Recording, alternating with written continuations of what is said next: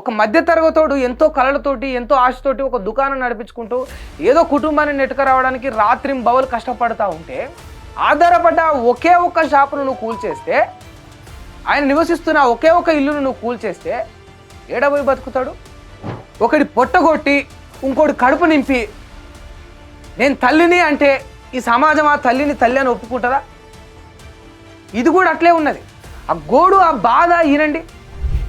నువ్వు పెట్టే ఫ్యాక్టరీ వల్ల, నువ్వు నిర్మించే కట్టడాల వల్ల, నువ్వు చేసే సుందరీకరణ వల్ల ఎంతమంది పేదల కడుపు నింపుతాయి, ఎంతమంది పేదల యొక్క జీవితాలు మారుతాయి అనేది ఒకసారి ఆలోచన చేయాలి. ఒకసారి వీడియో చూడండి.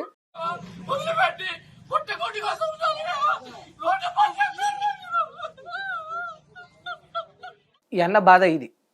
పుట్టకోటి కోసం పెట్టుకున్న నా షాప్ ఇది, నాకున్న ఏకైక దిక్కిది, దాన్ని కూడా కూల్చేస్తే ఇక నేను ఎట్లా బతకాలి, నా కుటుంబాన్ని ఎట్లా నడపాలి, నా సంసారాన్ని ఎట్లా కొనసాగించాలని ఆయన గోడు, ఆయన బాధను వ్యక్తం చేస్తూ ఉన్నాడు.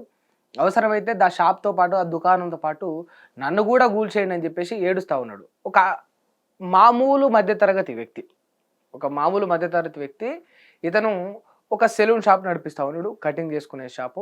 మామూలు ఒక కటింగ్ చేసుకునే వ్యక్తికి ఒక మంగళన్నకు ఎంత డబ్బులు వస్తాయి రోజు మొత్తంలో? అంజా తక్కువలో తక్కువ వేసుకున్నా కూడా, ఎక్కువలో ఎక్కువ వేసుకున్నా కూడా సగటున మనం చూసుకుంటే ఖర్చులన్నీ పోను ఒక 800 వస్తాయి అనుకుందాం.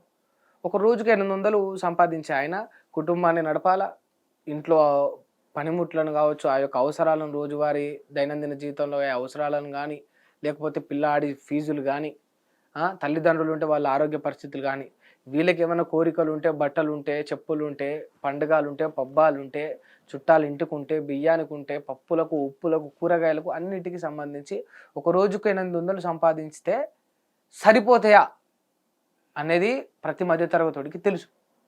ఒక రోజుకు 1800 వచ్చినా కూడా సరిపోని రోజులు ఇవి.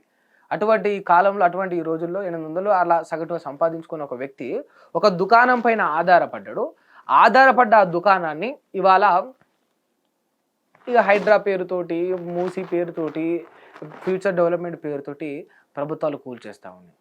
ఇప్పుడు ఆ వ్యక్తి యొక్క జీవితం 10 ఏళ్ళు వెనక్కి పోతుందా, 10 ఏళ్ళు ముందుకు పోతుందా? వీళ్ళు ఏం చెప్తా ఉన్నారు? భవిష్యత్తు డెవలప్మెంట్ కోసం, భవిష్యత్తు అభివృద్ధి కోసం. సరే, మీరు చేసేవన్నీ బాగానే ఉన్నాయి. ఇక్కడ మీరు తీసుకుంటే హైడ్రాలో జరిగే ఈ యొక్క విపత్తుల వల్ల కావచ్చు, అంటే హైడ్రా చేపట్టకపోతే ఇక చెరువులు నిండిపోతాయి, వరదలు వస్తాయి, ఫ్లడ్స్ వస్తాయి, వయానాడు పరిస్థితి హైదరాబాద్కు వస్తుంది. ఆ కబుర్లు చెప్పిండ్రు. మూసి సుందరీకరణ చేస్తా, మూసి బ్యూటిఫికేషన్ చేస్తా, అద్భుతంగా చేస్తా, మూసిని చక్కగా తీర్చిదిద్దుతా, ఇవన్నీ చెప్పారు. ఇవన్నీ భవిష్యత్తు కోసం. మరి ఇప్పుడే ఒక వ్యక్తి ఈ క్షణాన నువ్వు ఒక కట్టడాన్ని కూల్చడం వల్ల ఈ యొక్క సెకండ్ల ఆయన ఇంకొక 10 ఏళ్ళు ఆయన జీవితాన్ని మొత్తం వెనక్కి నెట్టివేయబడతా ఉన్నాడు. ఆయన కుటుంబము, ఆయన భార్య, ఆయన పిల్లలు, ఆయన మీద ఆధారపడ్డ తల్లిదండ్రులు, ముసలి తల్లిదండ్రులు అందరూ కూడా. ఇట్లా ఒక్క వ్యక్తి కాదు, కొన్ని వందల మంది వ్యక్తులు ఉన్నారు. వాళ్ళ దుకాణాలు కూల్చడం వల్ల కావచ్చు, వాళ్ళ ఇల్లులు కూల్చడం వల్ల కావచ్చు, ఇంకేమన్నా వాళ్ళు ఆశతోటి కళ్ళతోటి కట్టుకున్న ఆ కట్టడాలను కూల్చడం వల్ల కావచ్చు. మరి వీళ్ళందరి జీవితాలు ఒక 10 ఏళ్ళు వెనక్కి పోవడం వల్ల హైదరాబాద్లో కావచ్చు, ఈ రాష్ట్రంలో కావచ్చు, అభివృద్ధి అయినట్ట, అభివృద్ధి తగ్గినట్ట. ఇవాళ వరంగల్ పోయి ఒక సభ పెట్టి అక్కడ ఎయిర్పోర్టుకు నిధులు కేటాయించి ఒక చోట ఎయిర్పోర్ట్ నిర్మిస్తున్నప్పుడు ఆ చుట్టుపక్కల ప్రాంతాలకు డెవలప్మెంట్ జరిగినట్టు అక్కడ ఉన్న భూముల యొక్క రేట్లు పెరుగుతాయి. అది వాస్తవం. కానీ ఇక్కడున్న ఒక వ్యక్తి 10 ఏళ్ళు వెనక్కి నెట్టివేయబడతా ఉన్నాడు. ఒక కుటుంబం మొత్తం కూలబడిపోతూ ఉన్నది. It's called development. దీన్ని డెవలప్మెంట్ అంటారా? దీన్ని అభివృద్ధి అంటారా?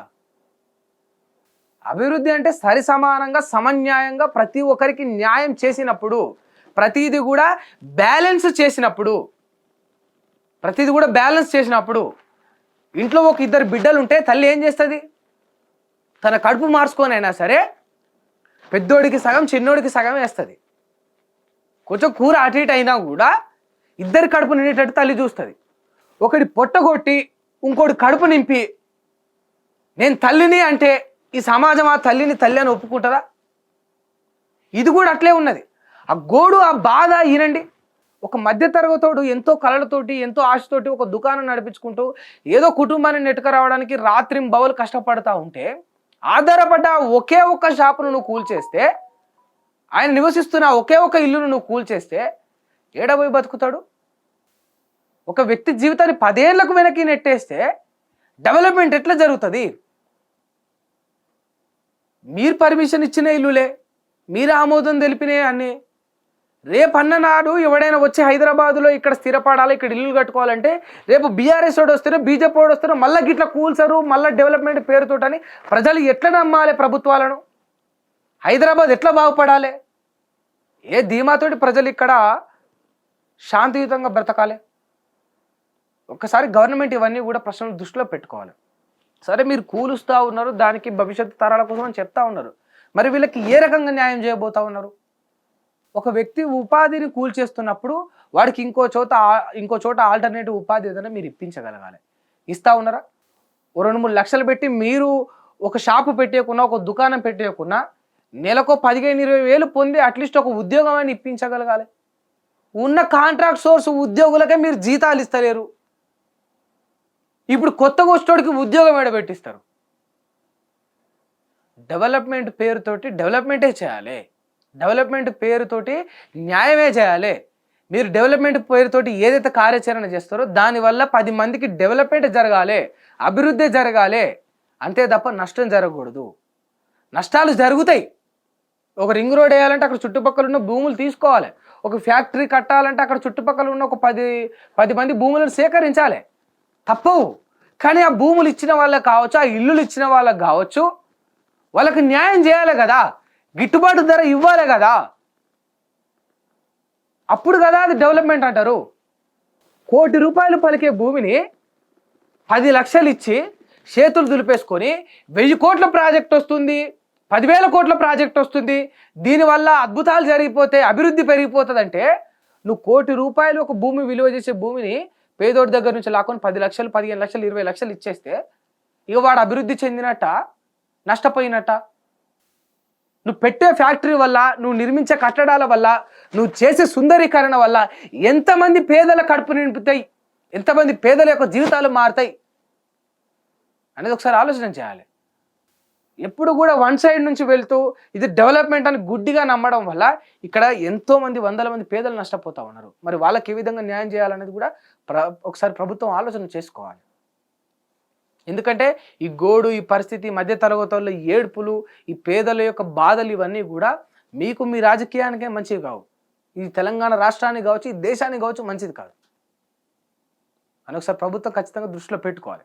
హిట్ టీవీ యాప్ ని డౌన్లోడ్ చేసుకోండి. ఇందులో short news, live news, entertainment movies అన్ని అవైలబుల్ గా ఉన్నాయి. Please download hit TV app. Hit TV app ని ఫ్రీగా డౌన్లోడ్ చేసుకోండి.